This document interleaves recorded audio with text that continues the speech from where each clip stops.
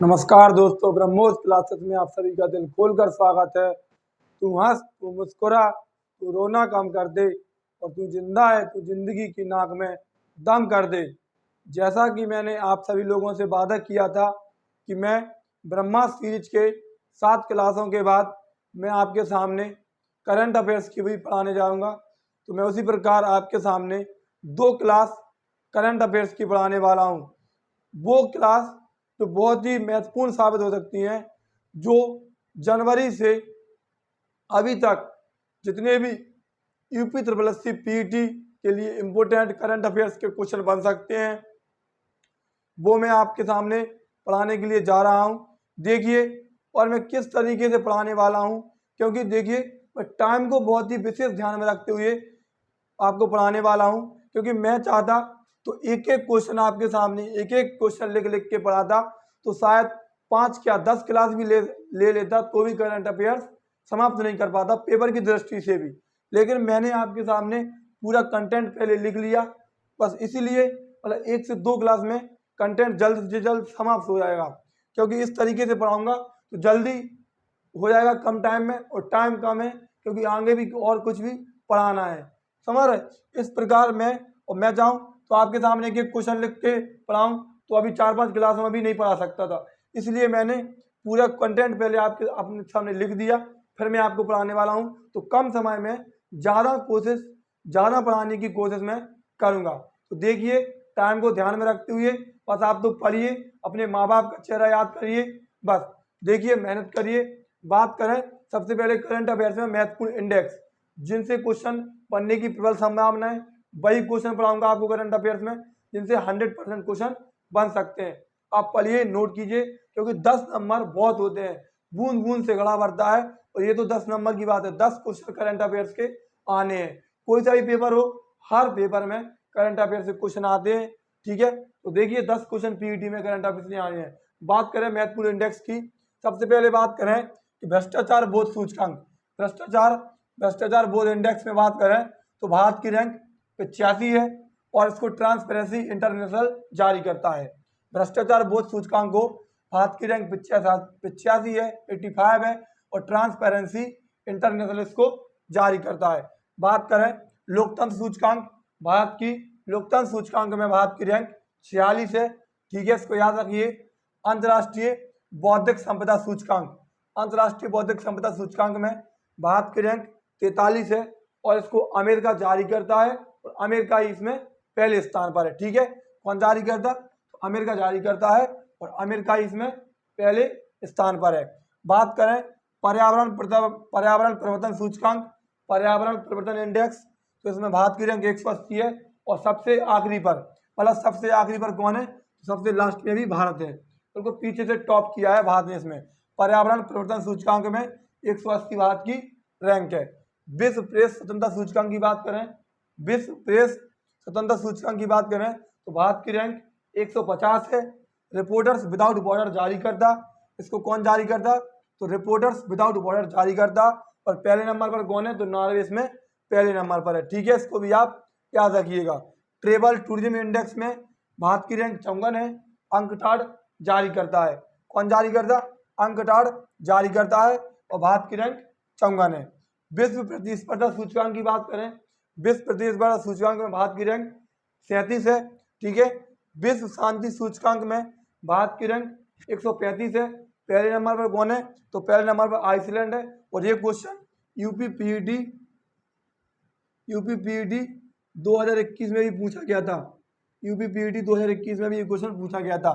ठीक है, और ये सभी लेटेस्ट है, अभी जो 2022 के ये आंकड़े हैं। विश्व शांति सूचकांक में भारत की रैंक 135 है, पहले नंबर पर कौन है? तो आइसलैंड है। बात करें वायु शक्ति सूचकांक, वायु शक्ति सूचकांक में भारत की रैंक 3 है, मतलब जो भारत की वायुसेना है वो तीसरे नंबर की सबसे बड़ी वायुसेना बन गई, और किसको पछाड़कर? तो चीन के पीछे छोड़कर।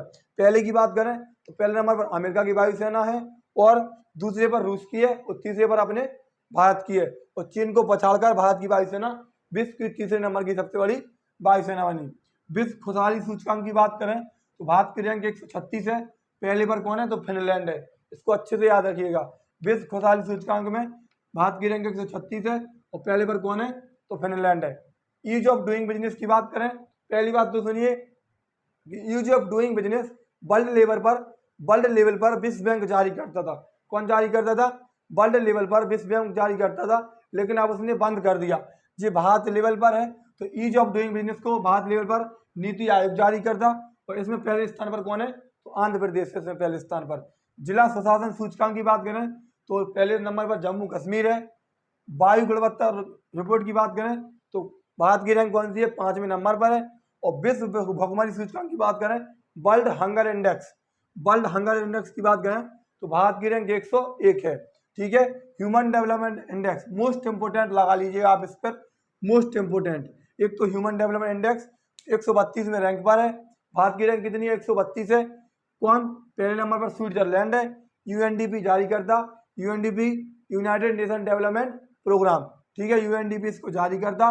और ह्यूमन डेवलपमेंट इंडेक्स के 3 आधार हैं। कितने? ह्यूमन डेवलपमेंट इंडेक्स के 3 आधार हैं। एक तो जीवन प्रत्याशा और प्रति व्यक्ति आय और साक्षरता। पहले नंबर पर कौन है? तो स्विट्जरलैंड है। बात करें 2021 में, 2021 में पूछ ले, 2021 में भारत की रैंक इसमें 131 थी, एक साल वाली, तो एक रैंक बढ़ गई। 2021 में 131 थी और 2022 में 132 है। सतत विकास सूचकांक में भारत की रैंक 121 है। सस्टेनेबल डेवलपमेंट इंडेक्स में भारत की रैंक 121 है। और सतत विकास लक्ष्य कितने हैं तुमसे पूछ ले तो सतत विकास लक्ष्य 17 है और 2030 तक है। कब तक है? 2030 तक है। सस्टेनेबल डेवलपमेंट इंडेक्स में भारत की रैंक 121 है और सस्टेनेबल डेवलपमेंट गोल कितने हैं? 11 है। और कब तक है? 2030 तक है। बात करें Henley passport index, Henley passport index में पहले स्थान पर जापान है। ठीक है। इसमें एक साल में 3 बार जारी होता है। कितनी बार? 3 बार। सबसे मजबूत पासपोर्ट पूछ रहे किस देश का है? तो सबसे मजबूत पासपोर्ट जापान का है। और सबसे कमजोर पासपोर्ट किसका है? अफगानिस्तान का है। देखिए दोस्तों, आगे बात करें और आगे तुमसे पूछ ले कि महान्यायवादी कौन है? तो महान्यायवादी कौन है? मुकुल रोहतांगी है। कौन है? अभी हाल ही में मुकुल रोहतांगी को भारत के अटॉर्नी जनरल या भारत सरकार का वकील या फिर भारत सरकार का सबसे बड़ा विधि अधिकारी किसे नियुक्त किया गया? तो मुकुल रोहतांगी को नियुक्त किया गया। महान्यायवादी का आर्टिकल की बात करें तो महान्यायवादी का आर्टिकल 76 है। कौन सा? राष्ट्रपति महान्यायवादी को नियुक्त करता है। और यदि आपको मुकुल रोहतांगी ऑप्शन में ना मिले तो के वेणुगोपाल लगा देना, क्योंकि हाल ही में इनको नियुक्त किया गया और शायद एग्जामिनर ने पेपर पहले बन गया हो तो किसकी जगह पर आए हैं? तो के वेणुगोपाल की जगह पर आए हैं। और तुमसे पूछ ले कि ब्रिटेन के पीएम कौन है? ब्रिटेन की नई पीएम बनी है लिज ट्रेस। कौन बनी है? लिज ट्रेस बनी है। डीआरडीओ के वर्तमान में अध्यक्ष कौन बने हैं? तो समीर बी कामत। किसके स्थान पर आए हैं? तो सतीश रेड्डी के स्थान पर आए हैं। इसको भी आप याद रखना, क्योंकि अभी नवीनतम अपॉइंटमेंट है। ठीक है। डीआरडीओ के अध्यक्ष कौन है? तो समीर बी कामत है। और बात करें सीएसआईआर की बात करें तो सीआईएसआर की पहली महिला अध्यक्ष है नल्ला थम्बी कलाई सैलवी। कौन बनी है? सीएसआईआर की अध्यक्ष नल्ला थम्बी कलाई सैलवी बनी है। और सीएसआईआर का अध्यक्ष हमेशा प्रधानमंत्री होता है। और सीएसआईआर की महानिदेशक कौन बनी है? तो सीएसआईआर की महानिदेशक नल्ला थम्बी कलाई सैलवी बनी है और इसका अध्यक्ष हमेशा प्रधानमंत्री जी होते हैं। ठीक है। आगे बात करें केंद्रीय सतर्कता आयुक्त सेंट्रल विजिलेंस कमिश्नर कौन है? सुरेश पटेल है। और मैंने बताया था आपको कि केंद्रीय सतर्कता आयोग की स्थापना किस समिति की सिफारिश पर हुई थी? तो संथानम समिति की सिफारिश पर केंद्रीय सतर्कता आयोग की स्थापना हुई थी। और अध्यक्ष कौन है? तो सुरेश पटेल है। राष्ट्रपति कौन है? तो वर्तमान राष्ट्रपति कौन है? द्रौपदी मुर्मू है, जो कि सेकंड महिला राष्ट्रपति है। दूसरी महिला राष्ट्रपति है। पहली महिला राष्ट्रपति कौन है? तो पहली महिला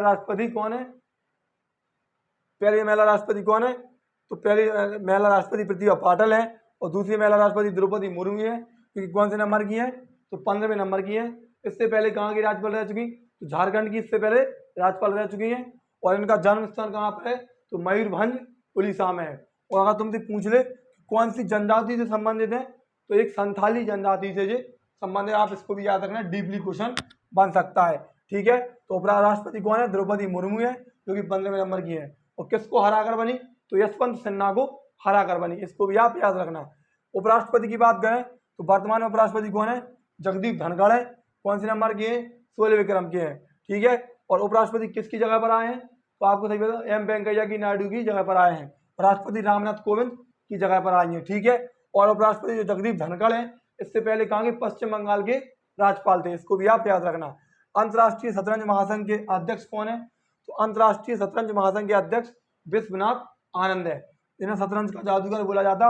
और एक इनकी बहुत ही फेमस बुक है माइंड मास्टर। माइंड मास्टर किसकी पुस्तक है? तो विश्वनाथ आनंद की है, वो शतरंज के जादूगर हैं। और पहला राजीव गांधी खेल रत्न पुरस्कार, राजीव गांधी खेल रत्न पुरस्कार पाने वाले पहले व्यक्ति कौन है? तो विश्वनाथ आनंद है, ठीक है। राष्ट्रपति का नया सचिव, राष्ट्रपति का नया सचिव किसे नियुक्त किया गया? तो IAS राजेश को नियुक्त किया गया। और विश्व बैंक के नए मुख्य अर्थशास्त्री, वर्ल्ड बैंक के नए मुख्य अर्थशास्त्री किसे चुना गया? तो इंद्रमीत गिल को चुना गया। इसको भी आप याद रखना। FATF की बात करें, financial action task force, financial action task force, इसका अध्यक्ष कौन है? तो T राजा कुमार है, जो कि कहाँ के? सिंगापुर के हैं। इसका हेडक्वार्टर कहाँ पर है? तो पेरिस में। और FATF का काम होता है आतंकवाद की फंडिंग को रोकना। तो आतंकवाद होता है, इसकी फंडिंग को रोकने के लिए इसका कार्य होता है। और इसका हेडक्वार्टर कहाँ पे है? तो पेरिस में है, ठीक है। नीति आयोग की बात करें, फेवरेट क्वेश्चन है, 100% छपेगा। देखिए मैंने आपको बहुत ही कंटेंट बहुत ही लेवल से बनाया है, बहुत ही अच्छे तरीके से, बहुत ही शेड्यूल से, टाइम को ध्यान में रखते हुए। पर मैं तो चाहता तो आपके सामने एक एक लगता रहता कि भारत के महान्यायवादी कौन है, मुकुल रोहतंगी है, आर्टिकल 76 है, तो मतलब काफी समय लग जाता और कंटेंट उतना नहीं बन पाता। टाइम को ध्यान में रखते हुए मैंने आपके सामने इस तरीके से रख दिया, क्योंकि क्वेश्चन टाइप नहीं हो सकते थे, ठीक है। तो मैंने इस तरीके से टाइप कर दिए। देखिए नीति आयोग की बात करें तो नीति आयोग के उपाध्यक्ष समन बेहरी हैं। CEO कौन है? तो परमेश्वर अय्यर है। UNO में भारत की स्थायी प्रतिनिधि कैसे चुना गया? रुचिरा कंबोज को चुना गया। मोस्ट इंपोर्टेंट है, अभी ग्रुप डी के पेपर में कई बार पेपर में आ चुका है। UNO में यूनाइटेड नेशन ऑर्गेनाइजेशन, जिसका हेडक्वार्टर कहाँ पर है? न्यूयॉर्क अमेरिका में। इसकी स्थापना 24 अक्टूबर 1945 को हुई थी, ठीक है। और इसमें कितने सदस्य हैं? ठीक है, इसमें 193 इसमें देश सदस्य है। और नवीनतम देश कौन है? तो साउथ सूडान है इसका। UNO की बात कर रहा मैं अभी, 24 अक्टूबर 1945 की स्थापना हुई थी। और UNO के वर्तमान में हेड कौन है? तो एंटोनिया गुटेरेस हैं। अब देखिए UNO में भारत की स्थायी प्रतिनिधि रुचिरा कंबोज को चुना गया। किसके स्थान पर? तो TS तिरुमूर्ति के स्थान पर चुना गया। आप इसको भी याद रखना। CGI की बात करें, भारत के सर्वोच्च न्यायालय के मुख्य न्यायाधीश भारत में तो कौन है वर्तमान में? UU ललित हैं, जो कि 49वें नंबर के हैं। इससे पहले कौन थे? NV रमन्ना थे, जो कि 48वें नंबर के हैं। और तुमसे पूछ ले कि वर्तमान में कितनी महिला न्यायाधीश हैं? तो 4 महिला न्यायाधीश हैं सर्वोच्च न्यायालय में। इसको भी आप याद रखना, सुप्रीम कोर्ट में, ठीक है। और तुमसे पूछ ले कि ऑस्ट्रेलिया के PM कौन बने हैं? तो एंथनी अल्बनीज बने हैं। कौन? एंथनी अल्बनीज ऑस्ट्रेलिया के प्रधानमंत्री बने हैं। WHO की बात करें, WHO के हेड कौन है? डॉक्टर टेड्रोस हैं। WHO की स्थापना 7 अप्रैल 1948 को हुई। और इसका हेडक्वार्टर कहाँ है? इसका हेडक्वार्टर जिनेवा में है, ठीक है। World Health Organization. आगे बात करें कि दिल्ली के उपराज्यपाल कौन है? दिल्ली के उपराज्यपाल विनय कुमार सक्सेना को बनाया गया। चुनाव आयुक्त कौन है? वर्तमान में चुनाव आयुक्त राजीव कुमार है, ठीक है। और चुनाव आयोग की स्थापना कब हुई थी? तो 24 जनवरी 1950 को चुनाव आयोग की स्थापना हुई थी। 24 जनवरी को मतदाता दिवस मनाते हैं। 24 जनवरी को क्या मनाते? तो 24 जनवरी को मतदाता दिवस मनाते हैं। आप इसको भी याद रखना, 24 जनवरी को, ठीक है। 24 जनवरी को मतदाता दिवस मनाते। और पहले चुनाव आयुक्त पूछ ले तो कौन थे? तो पहले चुनाव आयुक्त सुकुमार सेन थे। आप इसको भी याद रखना। पहले चुनाव आयुक्त कौन थे? तो सुकुमार सेन थे। अगर तुमसे पूछ ले तो पहले चुनाव आयुक्त थे। पहली महिला चुनाव आयुक्त पूछ ले, अगर तुमसे पूछ ले कि पहली महिला चुनाव आयुक्त कौन थी? तो रमा देवी थी। कौन थी पहली महिला चुनाव आयुक्त? कौन थी? तो पहली महिला चुनाव आयुक्त रमा देवी थी, ठीक है। और वर्तमान में चुनाव आयुक्त कौन है? तो राजीव कुमार है, मुख्य चुनाव आयुक्त। वर्तमान में मुख्य चुनाव आयुक्त कौन है? तो राजीव कुमार है। आगे बात करें कि CBSE के वर्तमान अध्यक्ष कौन है? तो निधि छिब्बर है, ठीक है। अगर तुमसे पूछ ले कि NCERT के वर्तमान अध्यक्ष कौन है? तो दिनेश प्रसाद सकलानी है। इसरो की बात करें तो इसरो के वर्तमान अध्यक्ष कौन है? S सोमनाथ है। किसकी जगह पर आए हैं? तो K सिवान की जगह पर आए। इसरो का हेडक्वार्टर कहाँ पे है? तो इसरो का हेडक्वार्टर बेंगलुरु में है। और इसरो की स्थापना पूछ ले तो 15 अगस्त 1969 को इसरो की स्थापना हुई। इसको भी आप याद रखना। UGS की पूछ ले यूजीएस के वर्तमान में अध्यक्ष कौन है, तो जगदीश कुमार है। ठीक है, जेएनयू की बात करें, जवाहरलाल नेहरू यूनिवर्सिटी शांति श्री धूलीपड़ी इसकी महानिदेशक यहाँ पर हेड है। जेएसआई की बात करें, zoological survey of India, zoological survey of India की पहली महिला महानिदेशक, इंपोर्टेंट है, जूलॉजिकल सर्वे ऑफ इंडिया की पहली महिला महानिदेशक धरती बनर्जी है। और इसका हेडक्वार्टर कहाँ पर है, तो इसका हेडक्वार्टर कोलकाता में है।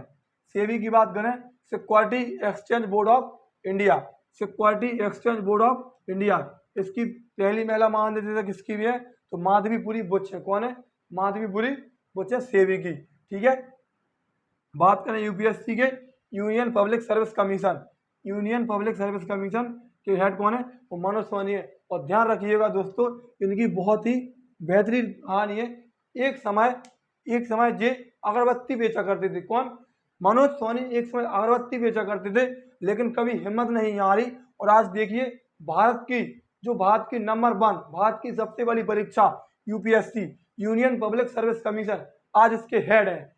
इसलिए कहते कि रख हौसला, वो मंजर भी आएगा, प्यासे के पास चलकर समंदर भी आएगा, थककर ना बैठे मंजिल के मुसाफिर, मंजिल मिलेगी और मिलने का मजा भी आएगा। आप मेहनत करिए, सफलता आपको निश्चित मिलेगी, हिम्मत मत हारो। इसलिए यूपीएससी के हेड कौन है, तो यूपीएससी के हेड मनोज सोनी है।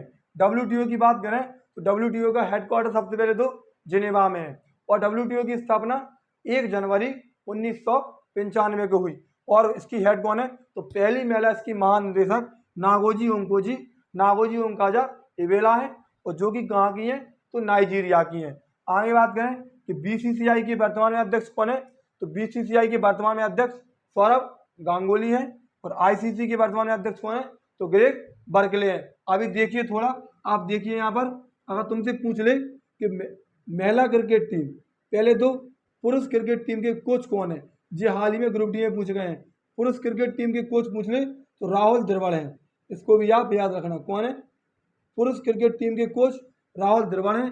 और महिला क्रिकेट टीम के कोच कौन है, तो रमेश पवार है। कौन है, रमेश पवार है। ठीक है, महिला क्रिकेट टीम के कोच रमेश पवार है, और पुरुष क्रिकेट टीम के कोच राहुल द्रविड़ है। और आईसीसी के हेड ग्रेग बर्कले है। आईसीसी की स्थापना 1909 में हुई, और आईसीसी का हेडक्वार्टर दुबई में है। और बीसीसीआई के हेड कौन है, तो बीसीसीआई के हेड सौरभ गांगुली है। चलिए आगे बात करें, देखिए आगे बात करें, और आगे तुमसे पूछ ले कि वैज्ञानिक सलाहकार कौन है, भारत के प्रमुख वैज्ञानिक सलाहकार कौन है, तो अजय कुमार सूद है। कौन है, भारत के प्रमुख वैज्ञानिक सलाहकार अजय कुमार सूद हैं। और भारत के वर्तमान में विदेश सचिव कौन है, तो भारत के वर्तमान में विदेश सचिव विनय मोहन क्वात्रा है, जो कि मोस्ट इंपोर्टेंट है। ठीक है, याद रखना, भारत के वर्तमान में विदेश सचिव तो विनय मोहन क्वात्रा है। और विदेश मंत्री पूछ ले तो एस जयशंकर है। विदेश सचिव विनय मोहन क्वात्रा है। मुख्य आर्थिक सलाहकार कौन है, तो अनंत नागेश्वर है। कौन है, मुख्य आर्थिक सलाहकार अनंत नागेश्वर है। और किसके स्थान पर आए, तो एस सुब्रमण्यम के स्थान पर आए, इसको भी आप याद रखना। किसके स्थान पर, तो एस सुब्रमण्यम के स्थान पर आए हैं। और वर्तमान में कौन है, तो अनंत नागेश्वर है। पहला राष्ट्रीय समुद्री सुरक्षा समन्वयक किसे चुना गया, पहला राष्ट्रीय समुद्री सुरक्षा समन्वयक, इंपोर्टेंट है, पहला है अशोक कुमार को। किसको, पहला राष्ट्रीय समुद्री सुरक्षा समन्वयक अशोक कुमार को चुना गया। अगर तुमसे पूछ ले इजराइल के प्रधानमंत्री कौन है, इजराइल के प्रधानमंत्री एयर लैपिड है। कौन है, एयर लैपिड। ठीक है, अखिल भारतीय फुटबॉल महासंघ के अध्यक्ष कौन है, तो कल्याण चौबे है। अखिल भारतीय फुटबॉल महासंघ के अध्यक्ष कल्याण चौबे को चुना गया। भारत के कैबिनेट सचिव कौन है, तो राजेश गाबा है। भारत के कैबिनेट सचिव कौन है, तो राजेश गाबा है। भारतीय उद्योग परिसंघ CII, भारतीय उद्योग परिसंघ के अध्यक्ष कौन है, तो आर दिनेश है। कौन है, आर दिनेश है। भारतीय प्रेस परिषद की कौन है, तो रंजना देसाई है। भारतीय प्रेस परिषद के अध्यक्ष रंजना देसाई है। Federation of international cricket association की पहली महिला, federation of international cricket association की पहली महिला कौन है, तो लिसा स्टेलिकर है। इंपोर्टेंट है, पहली महिला है इसलिए इंपोर्टेंट है। ठीक है, लिसा स्टेलिकर है। Federation of international cricket association की पहली महिला महानिदेशक या अध्यक्ष कौन है, तो लिसा स्टेलिकर है। और तुमसे पूछ ले तो ध्यान रखना, तुमसे पूछे कि एशियन क्रिकेट काउंसिल के अध्यक्ष कौन है?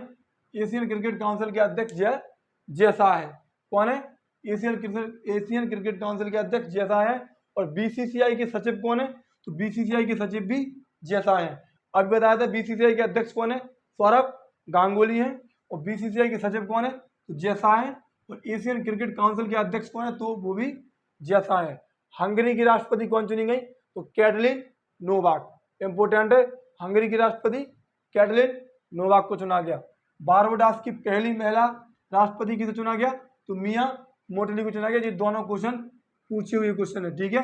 बारबाडोस की पहली महिला राष्ट्रपति मिया मोटली, हंगरी की राष्ट्रपति कैटलिन नोवाक। कृषि लागत और मूल्य आयोग के अध्यक्ष कौन है? कृषि लागत और मूल्य आयोग के अध्यक्ष कौन है? तो विनय कुमार पॉल है। इसका क्या काम होता है? इसका काम एमएसपी तैयार करना होता है, मिनिमम सपोर्ट प्राइस, ठीक है। मिनिमम सपोर्ट प्राइस इसका काम होता है एमएसपी तैयार करना। कृषि लागत और मूल्य आयोग के अध्यक्ष विनय कुमार पॉल है, ठीक है। इसका काम क्या होता है? मिनिमम सपोर्ट प्राइस तैयार करना होता है। भारतीय तटरक्षक बल के अध्यक्ष कौन है? तो वीरेंद्र कुमार पठानिया है। इसको भी आप याद रखना। भारतीय तटरक्षक बल के अध्यक्ष कौन है? वीरेंद्र कुमार पठानिया है। ये राज्य तुम्हारे लिए इंपोर्टेंट है। मैंने इतने राज्यों में क्यों लिखे कि अभी हाल ही में इन राज्यों में चुनाव हुए हैं, तो ये आपके लिए इंपोर्टेंट हो सकते हैं। बात करें कि उत्तराखंड के मुख्यमंत्री कौन है? उत्तराखंड के अगर मुख्यमंत्री तुमसे पूछ ले तो उत्तराखंड के मुख्यमंत्री किसको बनाया गया? पुष्कर धामी को बनाया गया। उत्तर प्रदेश के मुख्यमंत्री कौन है? तो योगी आदित्यनाथ हैं। इसको भी आप याद रखना। पंजाब के मुख्यमंत्री पूछ ले, पंजाब के मुख्यमंत्री कौन है? तो पंजाब के मुख्यमंत्री भगवंत मान है। गोवा के मुख्यमंत्री कौन है? तो गोवा के मुख्यमंत्री प्रमोद सावंत को चुना गया। किसको? प्रमोद सावंत को चुना गया। मणिपुर के मुख्यमंत्री पूछ ले, और महाराष्ट्र के और बिहार के। मणिपुर के मुख्यमंत्री कौन है? मणिपुर के मुख्यमंत्री कौन है? बीरेन सिंह है। कौन है? एन बीरेन सिंह है। कौन है? मणिपुर के मुख्यमंत्री एन बीरेन सिंह है। महाराष्ट्र के मुख्यमंत्री कौन है? तो हाल ही में किसने शपथ ली? उद्धव ठाकरे की जगह पर एकनाथ शिंदे। किसने? एकनाथ शिंदे ने शपथ ली। और उप मुख्यमंत्री किसको बनाया गया? तो देवेंद्र फडणवीस को उप मुख्यमंत्री बनाया गया महाराष्ट्र में। और किसके स्थान पर ली? तो उद्धव ठाकरे के स्थान पर लिए एकनाथ शिंदे ने। और बिहार के बिहार के मुख्यमंत्री कौन है? ये तो शायद आप सभी को पता है कि इन्होंने तो कसम खा रखी है कि मैं मुख्यमंत्री था, मैं मुख्यमंत्री हूँ और मैं मुख्यमंत्री रहूंगा। कौन? तो अपने नीतीश कुमार हैं। कौन? नीतीश कुमार हैं। इनको भी आप याद रखना अच्छे से। बिहार के मुख्यमंत्री कौन है? नीतीश कुमार है। अगर तुमसे पूछ रहे कि उत्तराखंड में विधानसभा की कितनी सीट है? तो उत्तराखंड में विधानसभा की 70 सीट है। उत्तर प्रदेश में विधानसभा की कितनी सीट है? तो 403 है। उत्तर प्रदेश में लोकसभा की कितनी सीट है? तो 80 है। उत्तर प्रदेश राज्यसभा की कितनी सीट है? तो 31 है। उत्तर प्रदेश में विधान परिषद की कितनी सीट है? 100 सीट है। और विधानसभा की कितनी सीट है? 403 है। कंफ्यूज नहीं होना। विधान परिषद की 100, विधानसभा की 403, लोकसभा की 80 और राज्यसभा की 31। भगवंत मान कहाँ के? पंजाब के। पंजाब में कितनी सीट है? तो 117 है विधानसभा की। गोवा में कितनी सीट है? तो गोवा में विधानसभा की 40 सीट है। और मणिपुर में कितनी सीट है?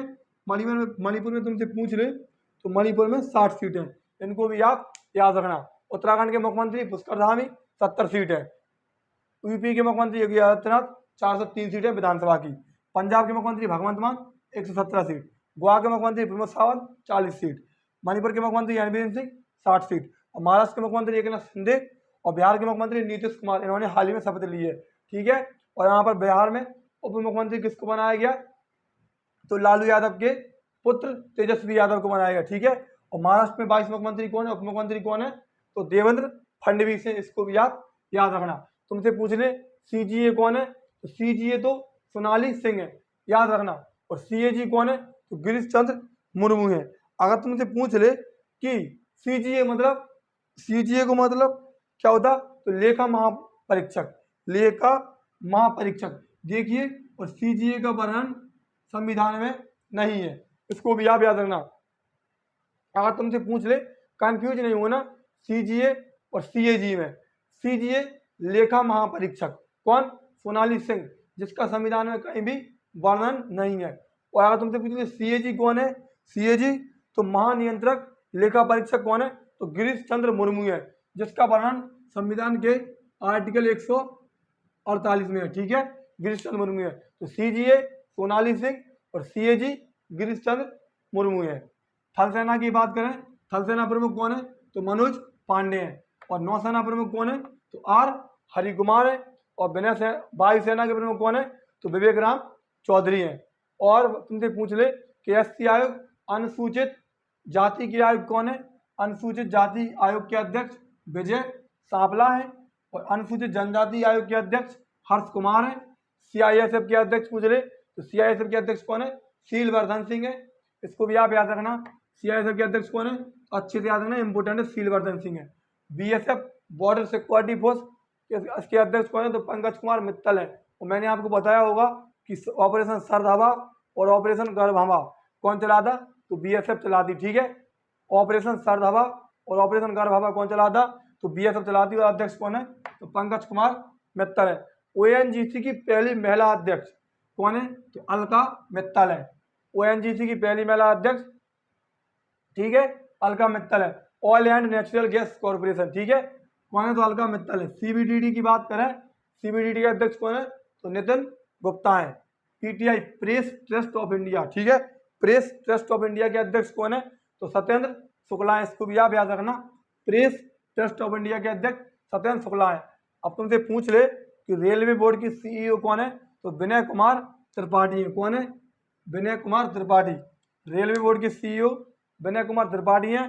और अगर तुमसे पूछ ले कि रेलवे बोर्ड की स्थापना किस आयोग की सिफारिश पर हुई थी? तो रॉबर्टसन आयोग की सिफारिश पर रेलवे बोर्ड की स्थापना हुई थी। इसको भी आपको याद रखना है। मानवाधिकार आयोग के अध्यक्ष कौन है? अरुण कुमार मिश्रा है। और 10 दिसंबर को मानवाधिकार दिवस मनाते। 10 दिसंबर को कौन सा दिवस मनाते? तो 10 दिसंबर को मानवाधिकार आयोग दिवस मनाते हैं। और 10 मानवाधिकार आयोग के अध्यक्ष कौन है? तो अरुण कुमार मिश्रा है। और मानवाधिकार आयोग की स्थापना कब हुई थी? तो 1993 के अधिनियम से हुई थी। इसको भी आप याद रखना, 1993 में, ठीक है। 10 दिसंबर को मानवाधिकार दिवस मनाते। और मानवाधिकार आयोग के अध्यक्ष कौन है? तो 1993। 1 दिसंबर को कौन सा दिवस मनाते? आप मुझे कमेंट करके जरूर बताना इसको, ठीक है। 1 दिसंबर को कौन सा दिवस मनाते, ये कमेंट में बताना। और तुमसे पूछ ले कि प्रसार भारती के हेड कौन है? तो प्रसार भारती के हेड मयंक कुमार अग्रवाल है। कौन है? प्रसार भारती के हेड मयंक कुमार अग्रवाल है, ठीक है। देखिए आगे बात करें, आगे बात करते हैं। देखिए आगे बात करें और तुमसे आगे पूछ ले कि मिस यूनिवर्स किसको चुना गया? तो मिस यूनिवर्स हरनाज सिंधु को चुना गया। मिस यूनिवर्स किसको चुना गया? तो हरनाज सिंधु को चुना गया, जो कि कहाँ की हैं? तो चंडीगढ़ की हैं, ठीक है। और मिस यूनिवर्स प्रतियोगिता कहाँ पर हो रही थी? तो इजराइल में हो रही थी। कहाँ पर? इजराइल में हो रही थी। और 70वें नंबर की थी। कौन से नंबर की थी? 70वें क्रम की थी। इजराइल में इसका आयोजन हुआ। और मिस यूनिवर्स किसको चुना गया? तो हरनाज सिंधु को चुना गया, जो कि चंडीगढ़ की हैं। आगे पूछें मिस वर्ल्ड कौन है? तो मिस वर्ल्ड कैरोलिना बिलावस्का है। कैरोलिना कौन है? कैरोलिना बिलावस्का है, जो कि कहाँ की है? तो पोलैंड की है। इसको भी आप याद रखना, miss World Karolina Bielawska Poland की। और मिस यूनिवर्स हरनाज सिंधु, जो कि चंडीगढ़ की है, ठीक है, याद रखना। अगर तुमसे पूछ ले कि मिस दीवा यूनिवर्स, मिस दीवा यूनिवर्स किसको चुना गया? तो दिविता रॉय को चुना गया। और मिस दीवा यूनिवर्स का मतलब क्या होता? कि आगे जो अगली 71वें नंबर की मिस यूनिवर्स की प्रतियोगिता होगी, तो उसमें भारत की तरफ से दिविता राय भाग लेंगी, ठीक है। इसका मतलब यही होता। तो मिस दीवा यूनिवर्स का कौन चुना गया? तो दिविता राय को चुना गया। मिस इंडिया वर्ल्ड वाइड किसको चुना गया? तो खुशी पटेल को चुना गया। मिस इंडिया वर्ल्ड वाइड खुशी पटेल को चुना गया। कंफ्यूज नहीं होना, miss universe Harnaaz Sindhu, miss world कौन? कैरोलिना बिलावस्का, मिस दीवा यूनिवर्स मिस दीवा तो दिविता राय, और मिस वर्ल्ड वाइड तो खुशी पटेल, ठीक है। आगे बात करें विश्व खाद्य पुरस्कार। विश्व खाद्य पुरस्कार 2022 किसको दिया गया? तो सिंथिया को दिया गया। किसको? डॉक्टर सिंथिया को दिया गया। विश्व खाद्य पुरस्कार 2022 डॉक्टर सिंथिया को दिया गया। 2021 पूछ ले तो शकुंतला हरके सिंह को दिया गया।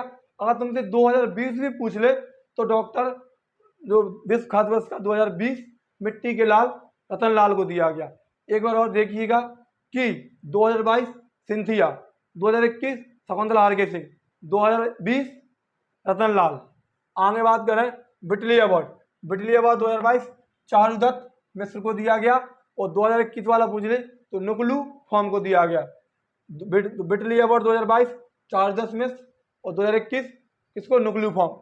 आगे बात करें लता दीनानाथ मंगेशकर अवार्ड किसको दिया गया, प्रधानमंत्री जी को दिया गया। किसको, प्रधानमंत्री जी को दिया गया, मोदी जी को। ठीक है, लता दीनानाथ मंगेशकर अवार्ड प्रधानमंत्री मोदी जी को दिया गया। ICC sport of the year किसको चुना गया, तो ICC sport of the year Smriti Mandhana को चुना गया। ठीक है, जो कि किसकी है, क्रिकेट खिलाड़ी। और आप समझ गए होंगे कि आईसीसी किसकी संस्था है, तो क्रिकेट की संस्था है आईसीसी, मतलब क्रिकेट इंटरनेशनल क्रिकेट काउंसिल। ठीक है, ICC sport of the year Smriti Mandhana को चुना गया। आगे पूछ ले कि athletics women of the year Anju Bobby George को चुना गया। Athletics women of the year Anju Bobby George को चुना गया। बैडमिंटन में lifetime achievement Prakash Padukone को चुना गया। T20+2 award Sathyamangalam tiger reserve को दिया गया 2022 में। 2021 में किसको दिया गया था, पीलीभीत टाइगर रिजर्व उत्तर प्रदेश को दिया गया था। 2022 में T20+2 award Sathyamangalam tiger reserve जो कि कहाँ पर है, तमिलनाडु में है। और 2021 वाला पीलीभीत टाइगर रिजर्व जो कि उत्तर प्रदेश में है। लाल बहादुर शास्त्री अवार्ड किसको दिया गया, तो रणदीप गुलेरिया को दिया गया। किसको, रणदीप गुलेरिया को दिया गया। और आर्यभट्ट अवार्ड सतीश रेड्डी को दिया गया। मेजर ध्यानचंद पुरस्कार इसकी शुरुआत 1991 में हुई थी, किस नाम से, राजीव गांधी खेल रत्न पुरस्कार के नाम से हुई थी। वर्तमान में इसका नाम मेजर ध्यानचंद है। ठीक है, सबसे पहली बार बात करें तो किसको दिया गया, तो शतरंज के जादूगर विश्वनाथ आनंद को दिया गया था पहली बार। 2021 में किनको मिला, तो 2021 में 12 लोगों को दिया गया। 12 लोगों में एक तो मिताली राज क्रिकेट से संबंधित है और सुनील छेत्री फुटबॉल से संबंधित है, आप इनको याद रखना। और 6 वर्ल्ड कप खेलने वाली पहली महिला खिलाड़ी कौन है, तो मिताली राज है। और किससे संबंधित, मतलब क्रिकेट से। और ध्यान रखना कि हाल ही में मिताली राज ने संन्यास ले लिया है। इसकी इनामी राशि कितनी है, तो 25 लाख रुपए इसकी इनामी राशि है। पहले 7.5 लाख रुपए थी, इसकी बढ़ाकर 25 लाख कर दी। सरस्वती सम्मान 31वां सरस्वती सम्मान रामदत्त मिश्र को दिया गया। मैं तो यहाँ हूँ, किसके लिए दिया गया, किसके लिए, मैं तो यहाँ हूँ। सुभाष चंद्र बोस आपदा प्रबंधन पुरस्कार किसको दिया गया, तो दो लोगों को दिया गया। एक तो व्यक्तिगत श्रेणी में पूछ ले तो विनोद शर्मा को दिया गया, और संस्था में पूछ ले तो गुजरात आपदा प्रबंधन संस्थान को दिया गया। नेताजी पुरस्कार शिंजो आबे को दिया गया। पद्म भूषण पूछ ले, हाल ही में ग्रुप डी में पूछा गया है जे पद्म भूषण पहले पैरा एथलीट। वैसे पद्म भूषण बहुत लोगों को मिला, लेकिन इम्पोर्टेंट कौन, तो आप इसको याद रखना कि पद्म भूषण देवेंद्र झाझा को दिया गया और पहले पैरा एथलीट है। पद्म श्री पूछ ले तो नीरज चोपड़ा को दिया गया और अपनी लेखरा को। पद्म विभूषण 4 लोगों को दिया गया। जनरल बिपिन रावत, ठीक है, पहले chief of the defence staff. इनका जन्म उत्तराखंड में हुआ था और कौन सी बटालियन से, तो गोरखा बटालियन से संबंधित हैं। कल्याण सिंह उत्तर प्रदेश के मुख्यमंत्री और राज्यपाल रह चुके राजस्थान के। त्रिवान्य महाराष्ट्र, राधेश्याम खेमका को। 94 ऑस्कर अवार्ड की बात करें, 94 ऑस्कर अवार्ड कहाँ दिए जाते, तो लॉस एंजल्स अमेरिका में दिए जाते हैं। ठीक है, बेस्ट एक्टर का अवार्ड विल स्मिथ को दिया गया। बेस्ट फिल्म का अवार्ड कोडा को दिया गया। बेस्ट एक्ट्रेस का अवार्ड चेंस का आर्डन। और बेस्ट डायरेक्टर का अवार्ड तो जॉन जेम कैंपियन को दिया गया। इसको भी आप याद रखना। दादा साहब फाल्के इंटरनेशनल की बात करें तो एक्टर में रणबीर कपूर को दिया गया, एक्ट्रेस में कृति सेनन को दिया गया, और फिल्म ऑफ द ईयर किसको चुना गया, तो पुष्पा को चुना गया। ठीक है, world games athlete of the year PR Sreejesh को दिया गया। और PR श्रीजेश कौन है, तो टीम इंडिया हॉकी टीम जो हॉकी टीम है इसके गोलकीपर हैं। कौन है, तो world games athlete of the year PR Sreejesh को चुना गया, PR श्रीजेश को, और जो टीम इंडिया हॉकी टीम के गोलकीपर है। देखिए आगे बात करें, और तुम देखिए आगे बात करें और आगे तुमसे पूछ ले कि रामानुजम अवार्ड किसको दिया गया, तो रामानुजम अवार्ड नीना गुप्ता को दिया गया। और रामानुजम अवार्ड किससे संबंधित है, तो मैथ से संबंधित है। ठीक है, तो रामानुजम अवार्ड नीना गुप्ता को दिया गया और मैथ का अवार्ड है। एबल पुरस्कार डेनिस सुलेवन को दिया गया। वो किसके लिए दिया गया, तो टोपोलॉजी के लिए दिया गया, किसके लिए? टोपोलॉजी के लिए दिया गया। और ये भी मैथ से संबंधित है। साहित्य अकादमी पुरस्कार दया प्रकाश सन्ना को दिया गया। और सम्राट अशोक नाटक के लिए दिया गया। और साहित्य अकादमी पुरस्कार 24 भाषाओं में दिया जाता है। कितनी? 24 भाषाओं में दिया जाता।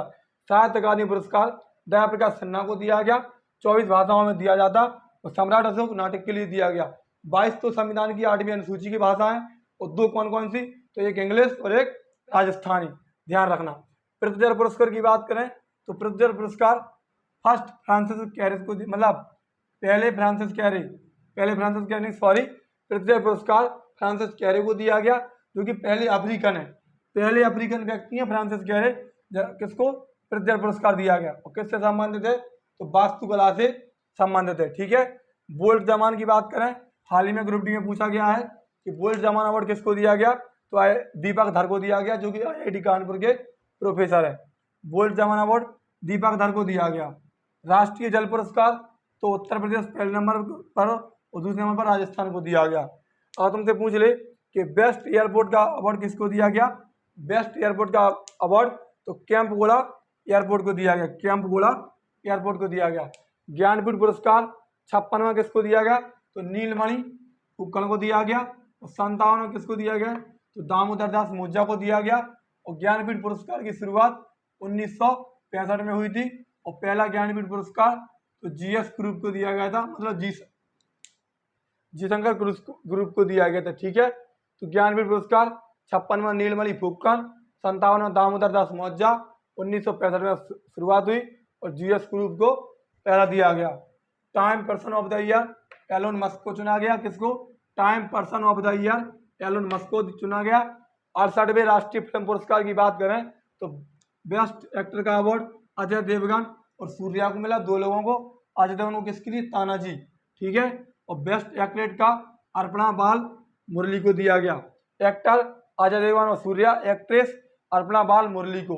और तुमसे पूछ ले कि अंतर्राष्ट्रीय बुकर पुरस्कार, मोस्ट इंपोर्टेंट समझिए इस क्वेश्चन को। अंतर्राष्ट्रीय बुकर पुरस्कार गीतांजलि श्री को दिया गया, जो कि कहाँ की है? उत्तर प्रदेश की, अपने लिए और इम्पोर्टेंट है। अंतर्राष्ट्रीय बुकर पुरस्कार गीतांजलि श्री को दिया गया और रेत की समाधि के लिए दिया गया। और तुमसे पूछ ले कि इसका इंग्लिश में ट्रांसलेट किसने किया? तो इंग्लिश में टॉम ऑफ सेंड। तो इसका सेंड किसने किया? डेजी रॉकवेल ने इसको इंग्लिश में ट्रांसलेट किया। तो इस नाम को भी आप याद रखना, किसने? डेजी रॉकवेल ने इसको इंग्लिश में ट्रांसलेट किया। अंतर्राष्ट्रीय बुकर पुरस्कार गीतांजलि श्री को दिया गया, रेत की समाधि यहाँ पे tomb of sand. BAFTA award की बात करें तो BAFTA award best actor Will Smith और best film the power of the dog. फिल्म कौन सी है? The power of the dog. और एक्टर की बात करें विल स्मिथ। एक चीज आप ध्यान रखना कि पृथ्वीधर पुरस्कार क्या किसी भारतीय को दिया गया? तो हाँ, 2018 में एकमात्र भारतीय बाल कृष्ण दोषी, लेकिन इनका कोई दोष नहीं है, लेकिन ठीक है 2018 में बाल कृष्ण दोषी को दिया गया था, इनका कोई दोष नहीं है। तो पृथ्वीधर पुरस्कार एकमात्र भारतीय बाल कृष्ण दोषी को दिया गया था 2018 में, तो आप इसको भी याद रखना। और अंतर्राष्ट्रीय बुकर पुरस्कार गीतांजलि श्री, उत्तर प्रदेश की, रेत की समाधि यहाँ पर Tom of send, Daisy Rockwell ने इसका वो किया, क्या मतलब ट्रांसलेट किया। अब दोस्तों आप बताइए क्लास कैसी लगी? आपके सामने जितनी मेहनत थी, जितने क्वेश्चन इंपोर्टेंट थे बन सकते थे, जिस तरीके से मैंने पढ़ाए हैं, ठीक है, क्योंकि क्वेश्चन टाइप नहीं थे तो मैंने आपको एक टाइम को ध्यान में रखते हुए इस तरीके से करा दिए हैं। और क्लास अच्छी लगी हो तो क्लास को लाइक कर देना, चैनल को सब्सक्राइब कर लेना और वीडियो को शेयर कर देना। जो भी बच्चे UPSSC PET की तैयारी कर रहे हैं उनके लिए बहुत ही खतरनाक साबित होने वाली है। और मैं आपके सामने अभी एक या 2 क्लास और करंट की लूँगा, ठीक है, इसमें आपके करंट के इम्पोर्टेंट क्वेश्चन इसी तरीके से, क्योंकि देखिए मैं एक क्वेश्चन से लिखूंगा, करंट बहुत है और मैं एक क्वेश्चन से लिखता तो कम से कम 2 से 2.5 घंटे लग जाते, लेकिन मैंने कोशिश करी 40 से 50 मिनट में एक क्लास समाप्त करने की कोशिश करी और कम से कम समय में ज़्यादा से ज़्यादा कंटेंट देने की कोशिश करी, ठीक है। तो यदि हमारी मेहनत अच्छी लगी हो तो क्लास को लाइक करें और चैनल को सब्सक्राइब करें। धन्यवाद।